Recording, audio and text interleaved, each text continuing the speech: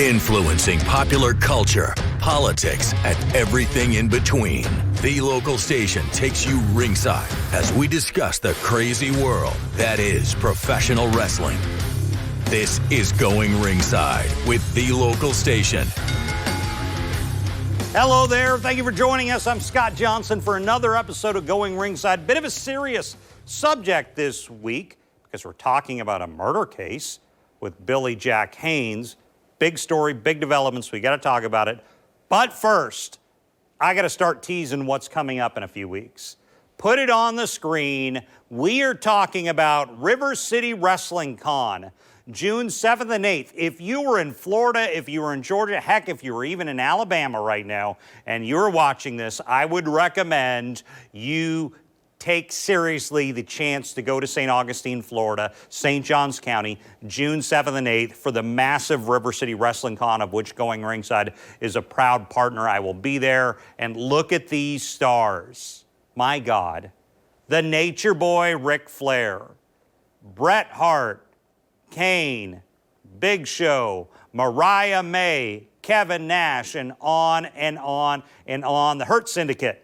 Like, major stars going to be there all weekend for you to see. You do not want to miss the big event. What I am of the impression is maybe the biggest wrestling con in the country every year. I know you've got StarCast. I know we got the one out in Vegas and all these other ones. I think our one down here in Florida is the best.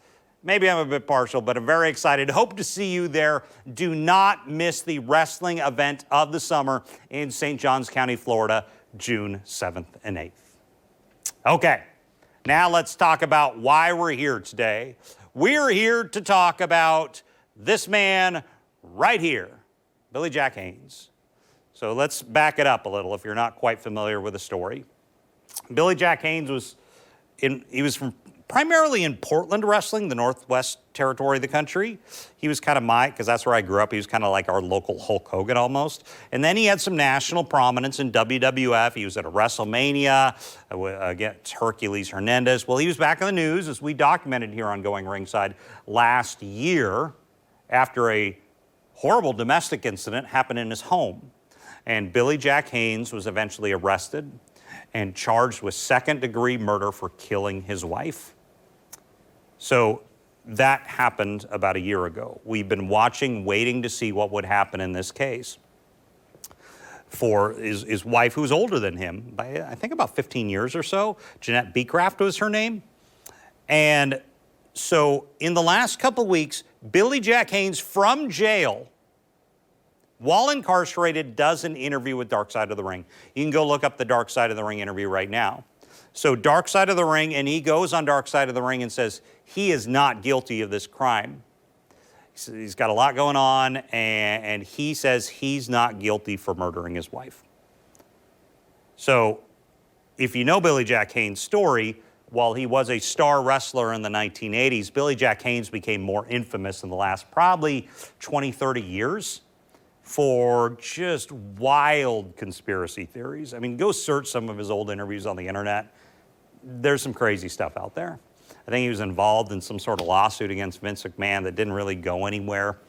So Billy Jack Haynes has kind of become one of those internet people that you watch and you can't believe what they say on the internet. Well, anyway, then this murder charge happens last year.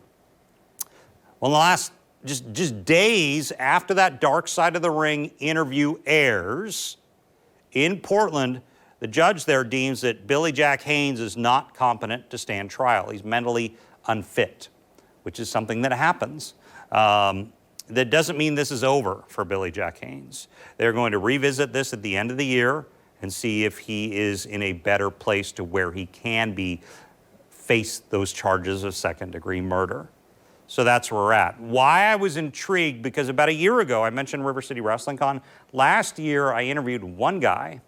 You might remember the Cuban Assassin.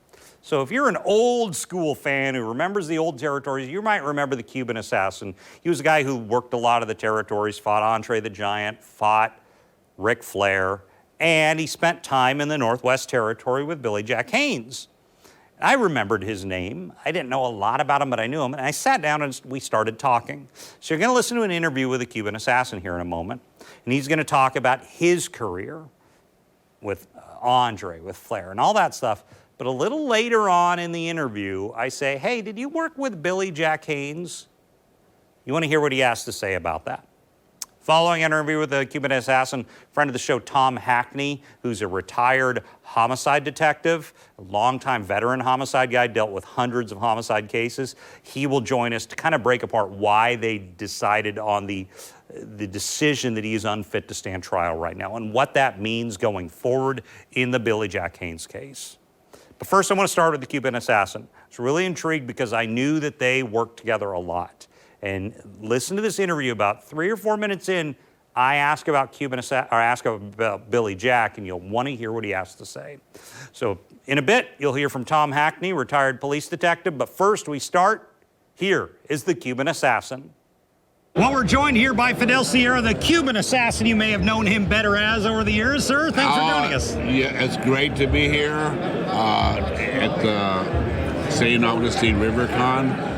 And it's great to be back here because from 1980, I wrestled for Championship Wrestling for Florida, and I wrestled here as Fidel Sierra, the Cuban Assassin, as the Saint, and there's so many great, a lot of history here in Florida. You were a territorial guy mostly, is that right? In all the territories, and one of the big ones was in Florida. Was Dusty booking at that time, or Eddie Graham, or who was running? Right here, I got a picture. Yeah, Dusty. Eddie Graham was booking when I first came, and then Dusty became a booker. Okay, and it wasn't just Florida. You wrestled kind of all over, isn't that right? I did wrestle all over the world. Who were some of your favorite matches over the years? God, I had great matches with Antonio Inoki. Was that in Japan? In Japan. Okay. I teamed with Andre against Antonio Inoki and Sakaguchi. I had great matches with Ric Flair in Portland, Oregon. Let me back up. Andre, what was Andre like to work with? Andre was great if he liked you. If he didn't like you, you were in a lot of trouble. What do you mean by, I've heard some guys say that. What do you mean by you were in trouble if he didn't like you? Well, if he didn't like you because you had a bad attitude and people told him that, I've seen him do, I've seen him have to really and in Japan, the style's so much different. He would lay him in, and the guys, he would chop him so hard, with that big old hand. And Ric Flair, you say you worked with Flair? Flair, I had in Oregon. Yeah. I wrestled Flair as Top Gun. I beat him in a non-title match, and then about a month later, I got a world title match. Was this early 80s or 70s or when? In the 80s, yes, sir. Was this when he was at top of his game and everything? Yes. What was he like to work with back then? He was great. I was like, how are we going to do an hour, me and you, Rick? He said, don't worry. We're going to just split it up into 4 15-minute segment matches, So you don't, because I was like, I ain't never going to last. And I went the hour, the bell rang, and I asked for an extra 5 minutes. He gave me that, then he beat me 1, 2, 3. So you and Rick doing an hour, I always wondered, do you get exhausted during those? Very, yes, sir. Really? Especially wearing a mask. Oh, God, that must have been horrible. Yeah, it's the breathing aspect of it. It really gets... Is your head just all sweaty and everything at that point? Yeah, your head's sweaty, but you're you start getting, lost for breath. And how did you come up with the Cuban Assassin gimmick? How did that all start? Well, the original Cuban Assassin is a guy named Angel who wrestled in Calgary. And we were supposed to go to Japan together, and it didn't work out. So he said, I ain't never going to go to Florida. I ain't never going to... So he said, you can use the Cuban Assassin name. So then I did Fidel Sierra, the Cuban Assassin. I said, Cuban Assassin, I can just go as Cuban Assassin, which I do some days, but I'd rather put, because else it confuses. So you work all those years, what was the territories like when Vince started to come in and buy everything? What was it like in the industry for all the guys who had done the territorial system? Well, it was hard. Well, it was little by little started putting those territories out of business. Yeah. So everybody knocks Vince McMahon for that, but he had an idea, not that I agree with it, and he did it. And it's worked out. It could have been the opposite. If it wouldn't have worked out, he would have been broke today. Did a lot of the guys want to get to WWF at that point, or not necessarily? And a lot of guys, when I was in Portland, Oregon, Kurt Hennig had gone, God bless his soul, to work for Vince, and then he came back, and I said, you realize you're just getting groomed here to go back to Vince. And then he did go back to Vince and became Mr. Perfect. I've got to get your opinion on a Portland wrestling situation, because this was my episode 2 weeks ago. The Billy Jack Haynes situation, are you aware of that? Yeah. Were you shocked by that news? I was and I wasn't, because Billy Jack can fly off the handle. Yeah. And so, and I had many matches with Billy Jack there and here. And, it wasn't easy wrestling Billy Jack Haynes. Physically, or just you were concerned? Physically. He hit me one time so hard and actually shot electricity all the way down to my ankle. Really? And I had to go. I went to the hospital and I had a mild concussion. So, but I would see him, man. I seen him come back and hit locker room because he was mad about his match. So as far as the territorial, was it exhausting traveling all that time? Was it you doing cars town to town? God, you know, it was exhausting, but it was different. It was fun because you would wrestle 7 days a week. So you're wrestling 7 days a week, and you're in this town Monday, and Tuesday. Like here in Florida, I would be Mondays West Palm Beach. Tuesday we'd wrestle Tampa. Wednesday we'd do TV at Albany at the world famous Sportatorium. Yeah. Then after we did TV, we'd drive to Miami. Then we'd go to Jacksonville Thursday, Tallahassee Friday. It's a unique life. Saturday you'd be there in Lakeland, Sarasota, St. Pete, so it was, every other week we flew to Nassau, to the Bahamas. Well, Fidel Sierra, the Cuban Assassin, thanks so much for joining us on the show today. Thank you. Well, now we're joined by Tom Hackney. Tom is a retired and longtime homicide detective down here where we are in Florida, not affiliated with this case, but just kind of help us unpack it. Tom, thank you for joining us today. Sure, Scott, thanks. Tom, I want to talk to you starting with this issue of deemed mentally unfit to stand trial. You've dealt with a lot of homicide arrests over the years. What's the difference there between, a crime where a murder charge where someone, can definitely is charged, goes through the case, convicted or acquitted, versus they determine, this person can't defend themselves? Yeah. So, Scott, it really comes down to making sure that everybody gets a fair trial. And, it's frustrating. It's certainly frustrating for homicide investigators who put forth a lot of work to make sure that a case is built. Talk about this quite often is the fact that, you don't build a homicide case for an arrest, you build it for a conviction. And when you have things like this happen in this particular case, it's very frustrating, for a lot of people and a lot of reasons. One, for the family. Family's asking for justice. They're asking for answers and somebody to be held responsible for their loved one's murder. And when these kind of things happen, it just delays that, almost kind of re-victimizes them from the initial case.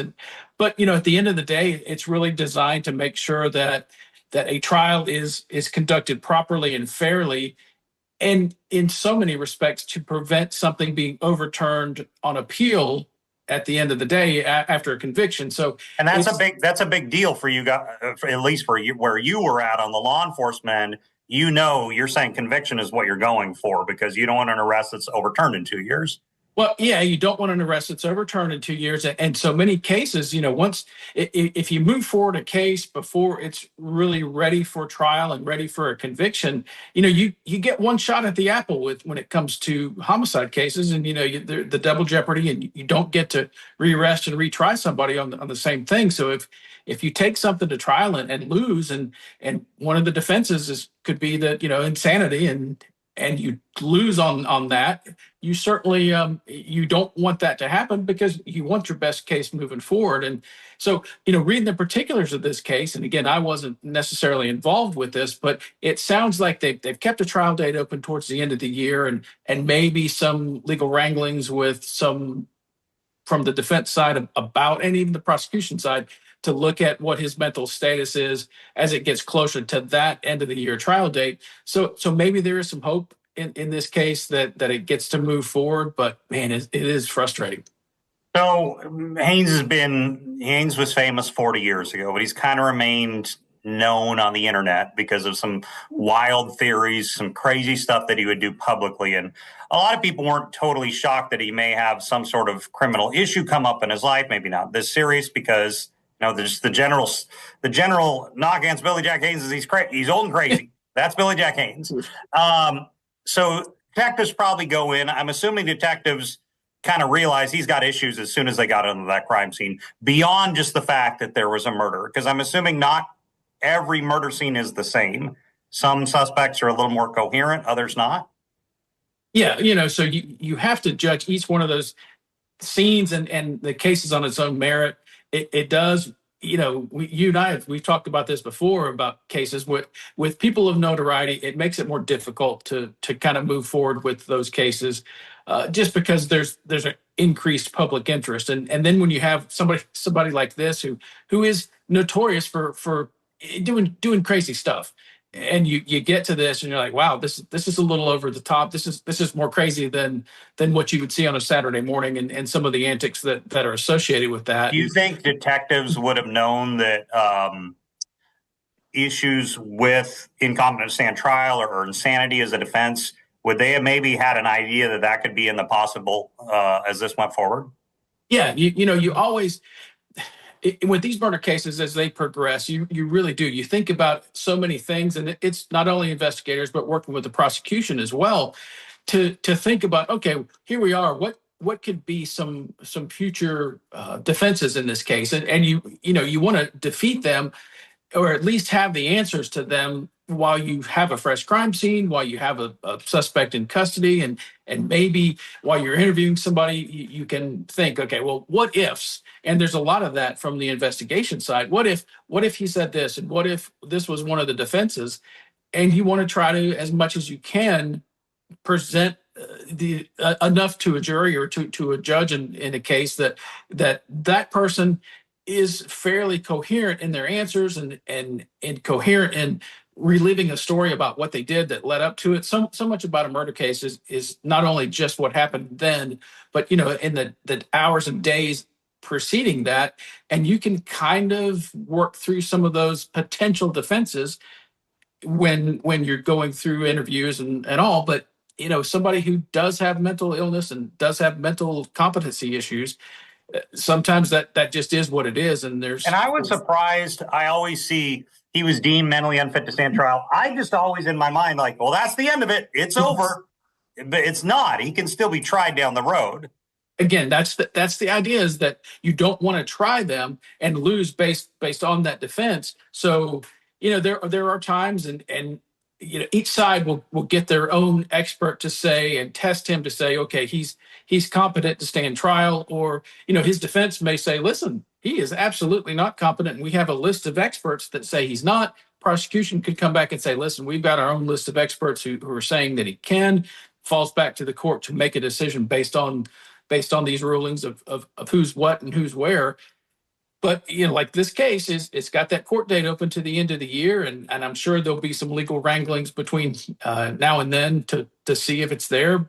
But sometimes at the end of the day, it doesn't get cleared up. This is a guy who's he's not old, but he's farther advanced in years and has led a pretty rough life with certainly some of the things that he's done.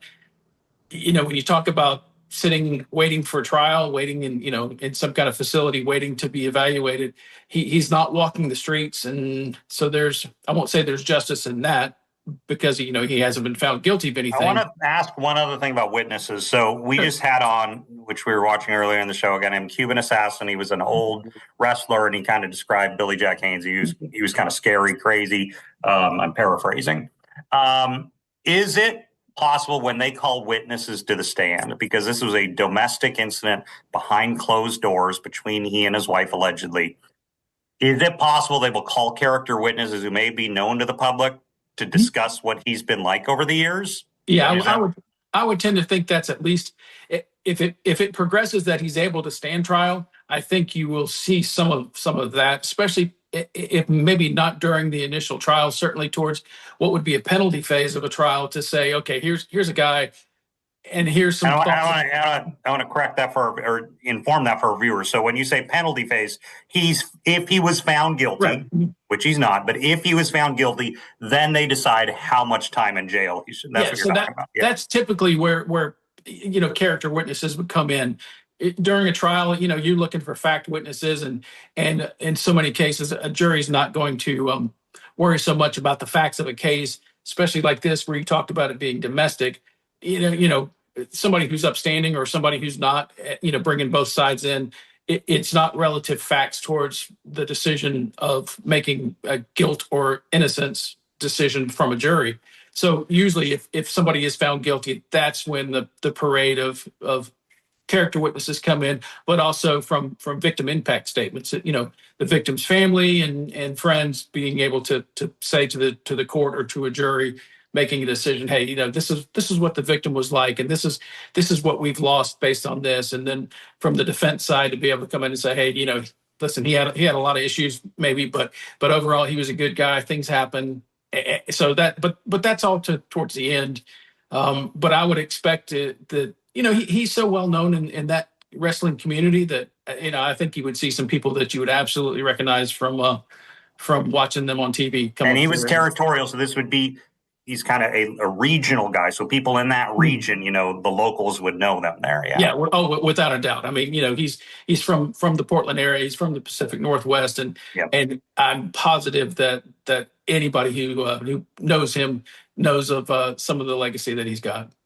Well, Tom Hackney, retired police detective down here in Florida. Tom, thanks so much for joining us. Anytime, Scott. Thanks. So I appreciate Tom and the Cuban Assassin sitting down with us. So this is going to be something we're going to watch. So where is it now? He's been deemed unfit to stand trial. Around the end of the year, they're going to revisit this, see if his mental state is improved and if Billy Jack Haynes can, in fact, stand trial for the second-degree murder of his wife. We will wait and see. We, of course, will watch and bring it to you here on Going Ringside if it happens. Very intriguing that the mentally unfit ruling came days after the Dark Side of the Ring interview was released. Kind of intriguing, the timing there. So thanks for joining us on this episode of Going Ringside. I'm Scott Johnson. We'll see you back here next time.